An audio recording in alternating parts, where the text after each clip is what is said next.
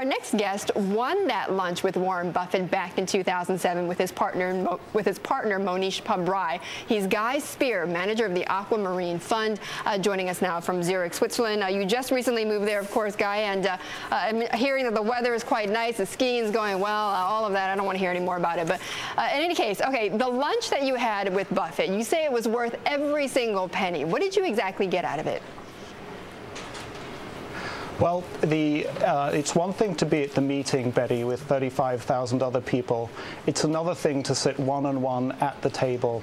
And the minute he moved away from being social to engaging with us, there's an incredible intellectual ferocity that one feels that I think you have to be there with him to feel it. And even just for that feeling, it was worth every penny. Well, what do you mean exactly? I mean, what did you cover? What did you guys talk about? Well, the most important takeaways for me were the approach that Warren had to his life. One of the big takeaways was living one's life according to internal yardsticks. And Warren came up with a number of examples of how he had done that, and it's clear in his life that he's done that many times, especially in the last 2 years. We see that in all sorts of ways.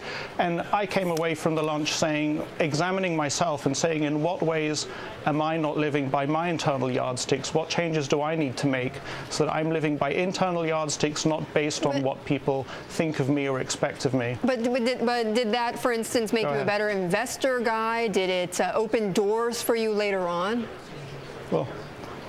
Well, in terms of the performance of my fund immediately after the lunch, I can see the evidence was not favorable in that direction. But as you brought up with David Einhorn, perhaps we need to look over the ensuing 4 or 5 years.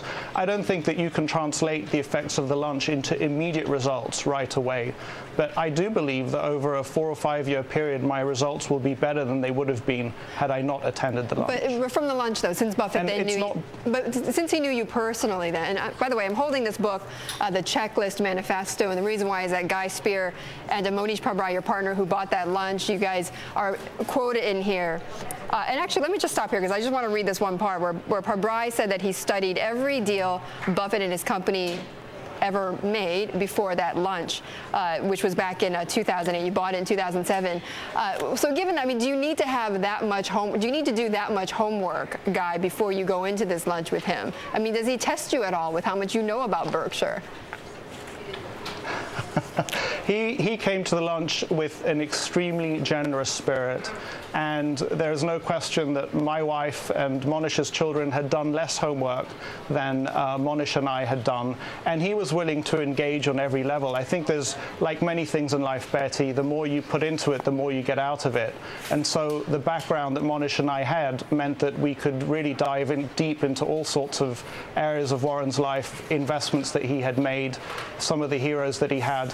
I mean, this was just before the Alice Schroeder book came out, and I think that some of the things he shared with us were biographical to the book. For example, Mohnish talked to him about how to deal with cheating in exams. And Warren shared with us that he went through a phase where he was not completely honest with himself or with the people around him. I think it comes out in Alice's book that he actually he stole things once or twice. And that was, for example, an absolute jaw-dropper for me.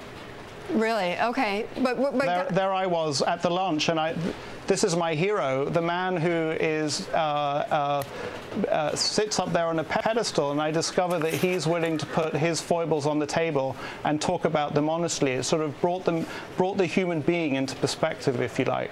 Okay, Guy, wish we had more time, but I know we've got to leave it there.